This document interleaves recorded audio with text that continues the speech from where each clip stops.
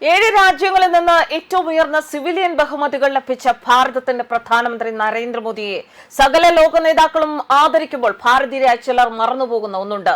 ബഹുമാനിക്കാൻ അറിയില്ലെങ്കിലും അദ്ദേഹത്തെ അപമാനിക്കാതിരിക്കാനുള്ള വിവേകം കാണിക്കാൻ.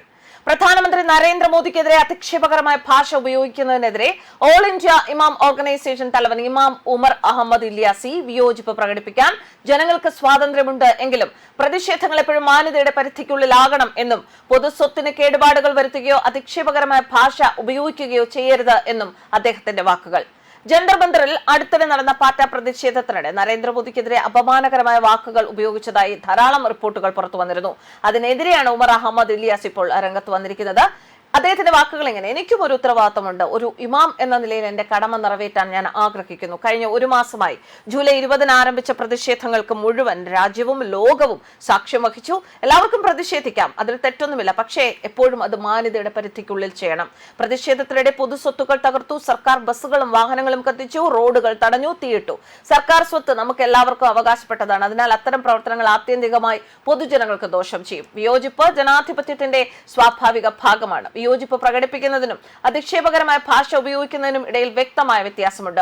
കുടുംബങ്ങൾക്ക് ഉള്ളിൽ പോലും വാദപ്രതിവാദങ്ങൾ നടക്കുന്നുണ്ട്. എന്നാൽ ചില കാര്യങ്ങളിൽ വിയോജിപ്പ് പ്രകടിപ്പിക്കുന്നതിന് ആരെങ്കിലും മാതാപിതാക്കളെ അധിക്ഷേപിക്കാൻ തുടങ്ങണോ? സോഷ്യൽ മീഡിയയുടെ യുഗത്തിൽ ഇത് ലോകത്തിന്റെ എല്ലാ കോണുകളിലും എത്തും. ലോകം മുഴുവൻ കണ്ടിട്ടുണ്ട്.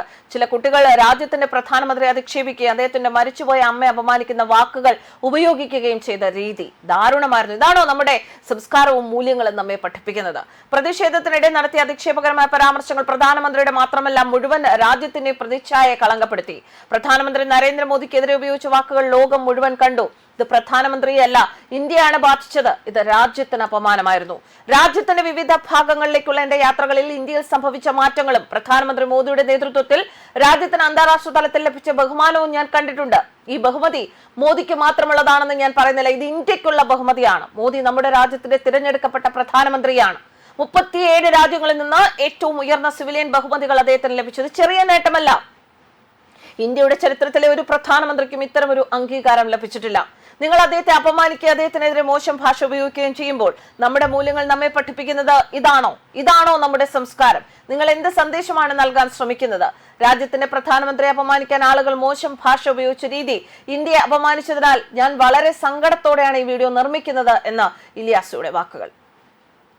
ഒരു കാര്യം പറയുകയാണ് എങ്കിൽ ഈ ഒരു സംഭവത്തിന് ശേഷം ഒരുപാട് മോദി വിരുദ്ധരായ ആളുകൾ വളരെ വേദനയോടുകൂടി പറഞ്ഞതാണ് ഇത്തരത്തിലുള്ള ചില പ്രവർത്തികളെ കുറിച്ച്. അത് വിദ്യാർത്ഥികളുടെ ഭാഗത്തു നിന്നാകാം, ക്രിമിനലുകളുടെ ഭാഗത്തു നിന്നാവാം, സെലിബ്രിറ്റികളുടെ ഭാഗത്തു നിന്നാവാം. എന്തൊക്കെയാണ് എങ്കിൽ പോലും ആ ഒരു പദവി, പ്രധാനമന്ത്രി എന്ന് പറയുന്ന ആ ഒരു പദവി, ആ പദവിയെ ബഹുമാനിക്കുക എന്നത് നമ്മുടെ സംസ്കാരത്തിന്റെ ഭാഗമാണ്. ഇനി ആരെ അനുകൂലിക്കുന്നതായാലും ഏത് രാഷ്ട്രീയത്തിൽ വിശ്വസിക്കുന്നവരാണെങ്കിൽ പോലും ആ ഒരു പദവിയെ ബഹുമാനിക്കുക എന്നത് ഒരുവന്റെ ഉള്ളിൽ അന്തർലീനമായിരിക്കുന്ന സംസ്കാരത്തിന്റെ ഭാഗം തന്നെയാണ്. പക്ഷെ അതില്ലാത്തവരായ ഭാരതത്തിൽ ഒരുപാട് പേർ ഉണ്ട് എന്ന് ലോകം മനസ്സിലാക്കിയ ഒരു പ്രക്ഷോഭമായിരുന്നു പാറ്റകളുടെ ജന്തർ മന്ദറിലെ പ്രക്ഷോഭം. ന്യൂസ് ഡെസ്ക് കർമ്മ ന്യൂസ്.